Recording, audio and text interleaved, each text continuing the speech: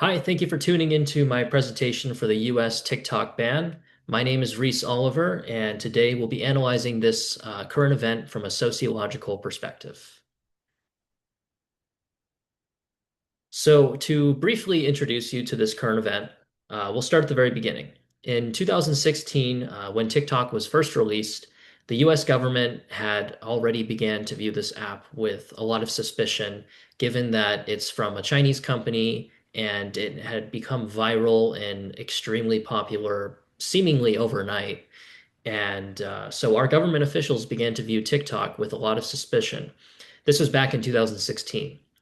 Now, this suspicion led to federal investigations under President Trump's administration. And finally, fast forward to March 2024, the House of Representatives proceeded to pass the TikTok ban or sell bill.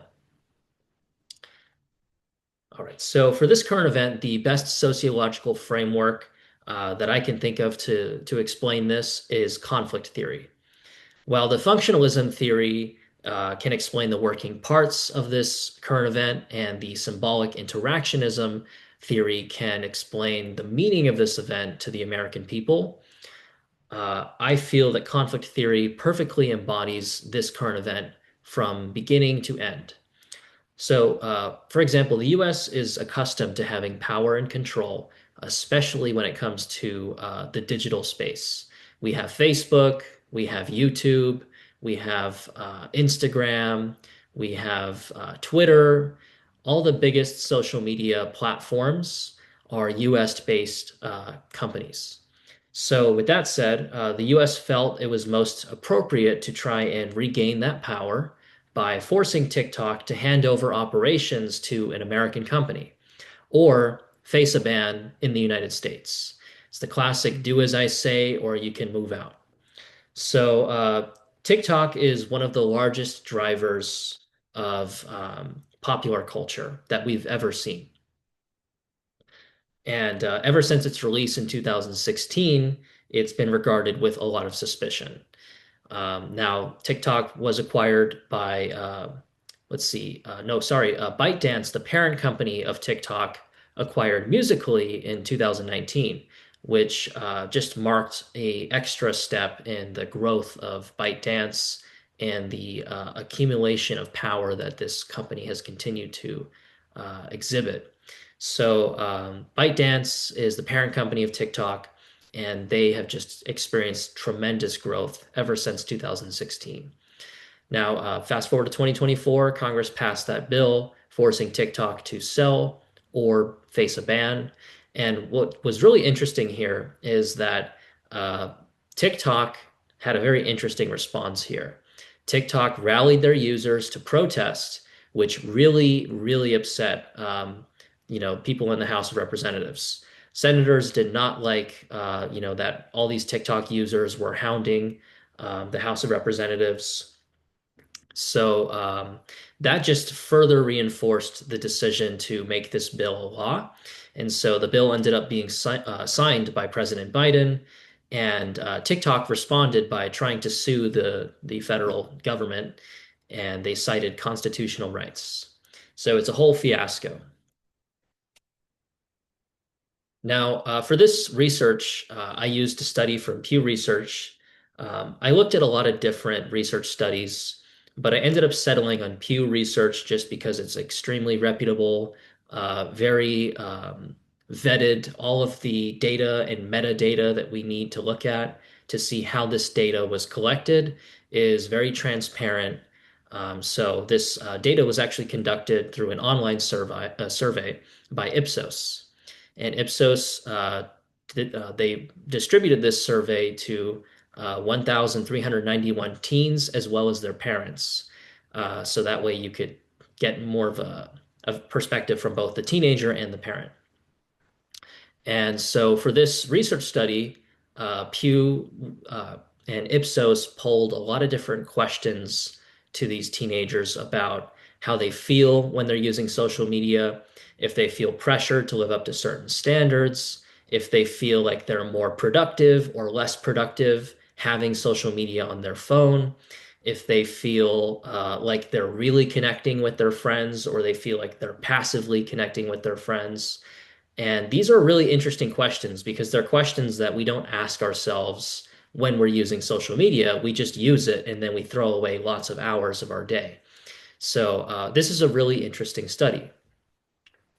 Now, of course, one of the drawbacks here is I'm extremely biased against social media. So you're not going to see a lot of neutral, like down the middle type opinion from me. I've seen just how negative social media can be, just how addictive it can be, and I really think that it's something that people need to ex be extremely wary about, just because it's so addicting.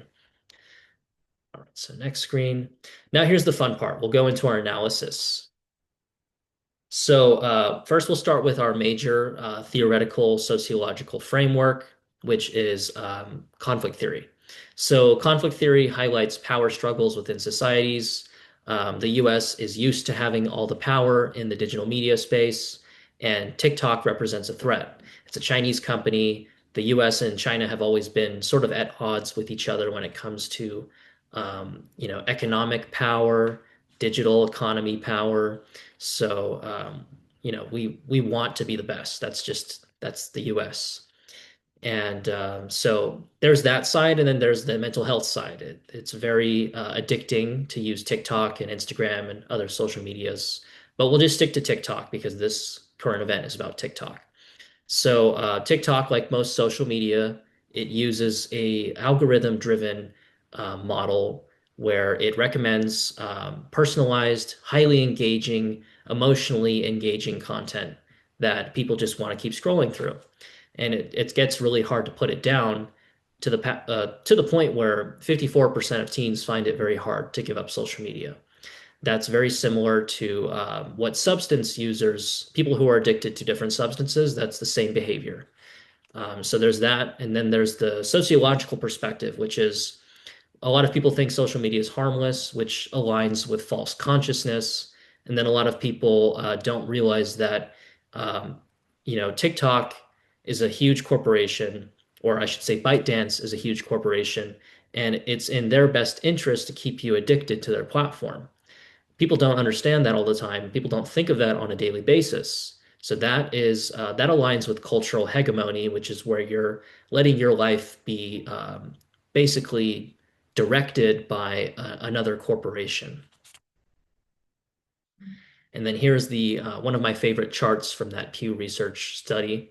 So you can see at the very bottom that the most significant response was the amount of sleep, and that people said that TikTok really hurts how much sleep they get. And then right next to sleep is productivity. You can see that a great deal of these respondents said that it also really hurts their productivity, followed by their grades, followed by their mental health. So in conclusion, we need to be a lot more aware when it comes to how much time we spend on social media. We need to be aware that these corporations, TikTok specifically, are not, they don't design their algorithms with your best interest in mind.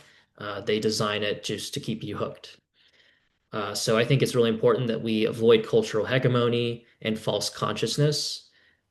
In other words, we should, understand that social media is not designed for our health. It's designed to make money for TikTok and Instagram. And I think we need to really focus on living every day intentionally rather than living every day reacting to whatever the algorithm sends our way. So that concludes my TikTok US ban presentation. Thanks for tuning in.